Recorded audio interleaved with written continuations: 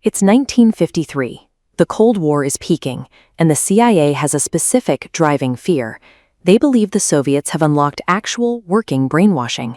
To beat the Soviets to a mind control weapon of their own, the agency launches a highly classified initiative. They call it Project MK-Ultra. But right away, the agency hits a wall. If you want to test whether you can secretly control someone's mind, you can't use willing volunteers sitting in a sterile laboratory. You need real, unsuspecting human subjects. To get that data, the CIA decides to cross a hard ethical line. They decide to turn American soil into an active domestic testing ground. The head of this project is a chemist named Sidney Gottlieb. He teams up with George Hunter White, a ruthless federal narcotics officer. Together, they devise a plan they call Operation Midnight Climax. The operation moves out of the lab and straight into the civilian world. White sets up a fake CIA safehouse right in the middle of San Francisco, at 225 Chestnut Street. They pick this location to hunt for a very specific type of person. They deliberately target marginalized men, local sex workers, and those in illegal activities. The strategy is entirely predatory. By choosing subjects who are legally or socially compromised, they guarantee that if things go wrong, the victims will be too afraid to go to the police. To find these targets, the CIA hires local operatives. These operatives go out into the bars and jazz clubs surrounding the safehouse, identify a mark, and isolate them. They invite the men back to the apartment on Chestnut Street. Once inside, they pour them a drink. But the glass is spiked with a massive, uncalculated dose of LSD. Within minutes, the subject experiences a sudden, terrifying psychological breakdown. And because they have no idea they've ingested a chemical agent, they have no way to understand what is happening to their own brain. As the drug takes hold, the operative abruptly excuses themselves and leaves the room. The subject is left alone in the middle of a chemically induced psychotic break, stripping the experiment of any standard scientific control variables. But the subject isn't actually alone. The bedroom in this safe house is rigged. One of the walls features a large two-way mirror, complete with hidden microphones.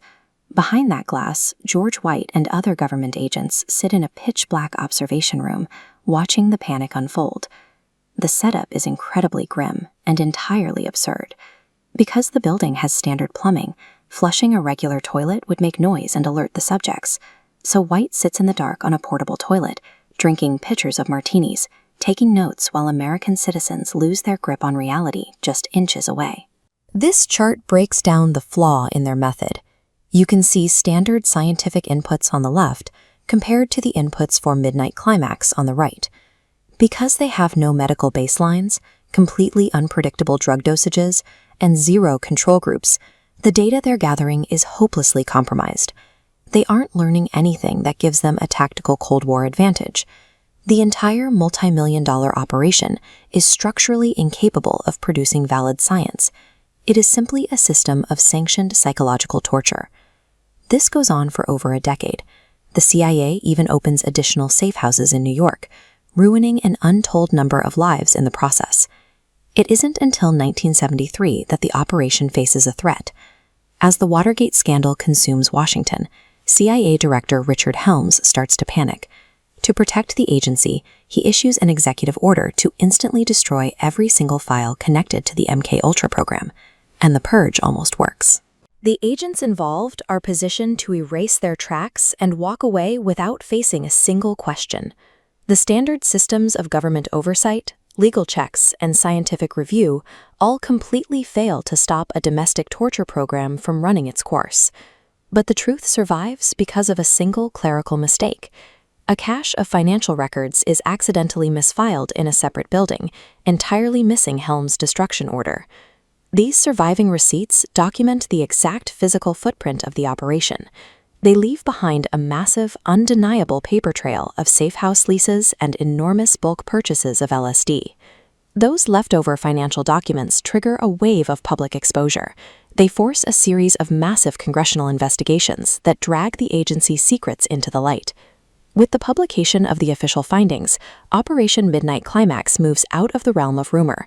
It becomes a documented, undeniable historical fact. The government spent millions of taxpayer dollars to psychologically break its own citizens for zero scientific gain. And the absolute only reason we know it happened is because someone made a failure in basic accounting. If you found this video helpful, hit that subscribe button and turn on notifications. I'll see you in the next one.